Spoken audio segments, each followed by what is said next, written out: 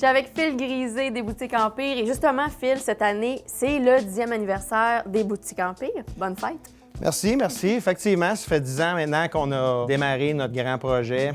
Premier magasin qui est ouvert en août 99 à Sainte-Julie. Et aujourd'hui, bien rendu 10 ans plus tard, on a 6 magasins physiques à travers la grande région de Montréal, sur la rive sud, la rive nord, Montréal. Puis on a aussi un magasin de vente en ligne qui peut desservir, dans le fond, l'Amérique du Nord ou même l'international rendu là. Et qu'est-ce que vous avez décidé de faire pour célébrer votre 10e anniversaire? On a célébré ça en grand au Club L'Opéra à la fin du mois d'août avec un événement qu'on a fait descendre Onyx, le groupe de rap anglophone américain. Nous, c'est pas juste une journée, ça va durer l'année, exactement. À travers cette année-là, on va avoir un paquet d'événements qui vont avoir lieu, soit en snowboard, en skateboard et des événements locaux dans les bars, des choses de même.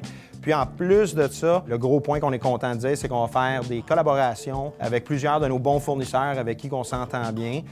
Ça va être des échanges graphiques, design sur des produits, que ce soit du vêtement, des planches, des accessoires. Ils vont avoir notre touche, puis évidemment, ils vont avoir la touche de la compagnie pour vraiment réunir les deux forces, entre guillemets. Puis ces produits-là vont être faits en quantité limitée, vont être vendus seulement, évidemment, dans les boutiques Empire pendant une période limitée. Puis c'est sûr que la grosse force de ça qu'on voit venir, ça va être l'aspect en ligne de ça, le côté exclusif. C'est très fort sur l'Internet, donc on croit que ça va vraiment bien aller à ce niveau-là. Il y a 10 ans, quand on a pensé au nom Empire, c'était pas pour rien. À chaque fois qu'on a la chance de se dépasser, on se dépasse. On aime ça, faire les choses mieux et plus gros. C'est sûr que l'avenir est incertain, mais on va travailler fort pour que ça grossisse. Donc, c'est vraiment pas terminé pour vous? Oh, que non. 10 ans, 20 ans, 30 ans. Oh, que oui. Merci, Phil. Il n'y a pas de quoi.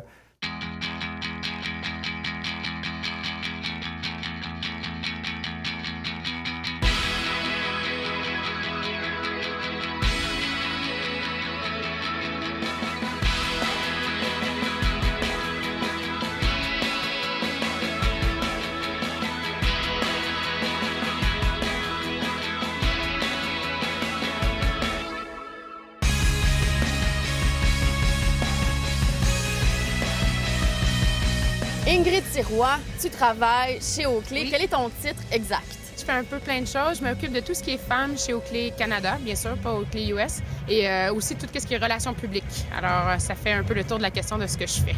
Et cette année, grosse nouveauté au Shakedown. Oui. Oakley, vous avez amené une catégorie femmes.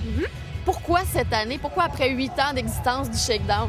Bien, en fait, c'est pas une question d'année, c'est vraiment plus une question de timing puis d'opportunité qui s'est présentée. C'est quelque chose qu'on se disait à l'interne. Je me disais, pourquoi qu'au Shakedown, il n'y a pas de catégorie filles? T'sais, pourquoi que nos athlètes qui sont habitués de rider au X-Games ne viendraient pas au Shakedown, qui ont le même calibre, en fait, que les gars, puis pourquoi qu'ils ne rideraient pas le même setup? Fait qu'on s'est dit, on va jumper dans le Shakedown seulement si on apporte quelque chose de nouveau. Puis on s'est dit, on va apporter le côté féminin du Shakedown avec nos athlètes filles qui vont pouvoir venir participer au contest. Fait que c'est un peu une question d'opportunité et non de pourquoi cette année. OK. Donc, on va avoir droit à un spectacle féminin uniquement aussi. Oui, ça va être en fait les gars contre les gars, les filles contre les filles. Puis ils vont rouler le même setup. Puis, À combien de filles? À combien de filles? À date, on en a 5. Il devrait avoir 2 filles qui se qualifient aussi pour le faire. Mais ça se peut que ça soit 5 aussi. Est-ce que c'est juste des filles qui sont commanditées par Oakley ou Non, il y a vraiment on d'autres a- filles qui ont voulu venir? En fait, on n'aurait pas pu amener toutes nos athlètes filles au clé parce qu'on n'en a pas assez qui sont capables de rouler ce setup-là. Puis surtout, c'est aussi un événement Ride Shakedown. Fait qu'on s'est dit, bon, là, on va essayer d'avoir un peu les deux. Mais on a 3 de nos top athlètes filles qui sont ici sur 5.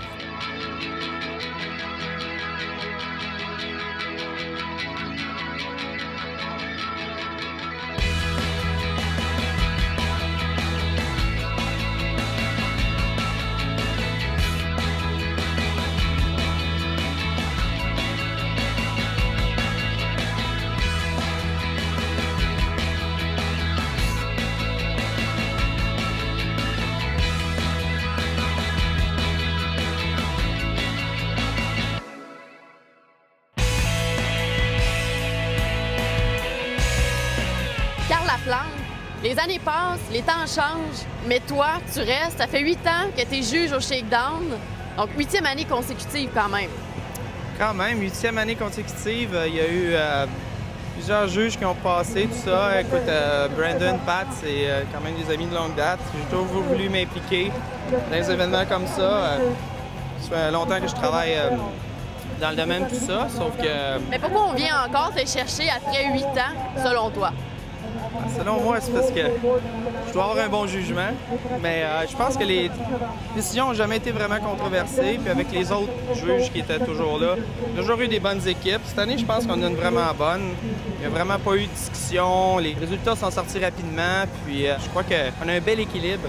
Et ça fait plusieurs personnes qui me disent depuis le début de la journée, le parcours est difficile, le parcours est difficile.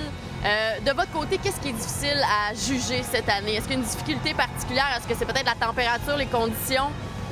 Je crois que cette année, c'est la catégorie de filles qui est plus difficile parce qu'elles sont moins nombreuses. Oui. Puis à ce moment-là, ben ça devient qu'à un moment donné, pour les séparer, elles sont tous très bonnes, sauf qu'une chose est sûre, c'est qu'il y a un petit groupe, il faut que tu en prennes, par exemple, 2 sur 5, 3 sur 5 ou des choses comme ça. Fait qu'à un moment donné, départager tout ça, c'est plus difficile. Le ratio est plus petit de ceux qui vont se rendre en finale. Donc, je crois que c'est la difficulté. Je crois aussi que c'est surtout en avant du jump parce que ça fait vraiment des wobbles. Là. Tu vois les jambes des riders, ils shake avant le jump, tout ça. Tu vois tout de suite si ça va être bon ou pas bon. Mais quoi que le landing, c'est meilleur que quand il fait super soleil parce que ça vient moins comme une grosse soupe.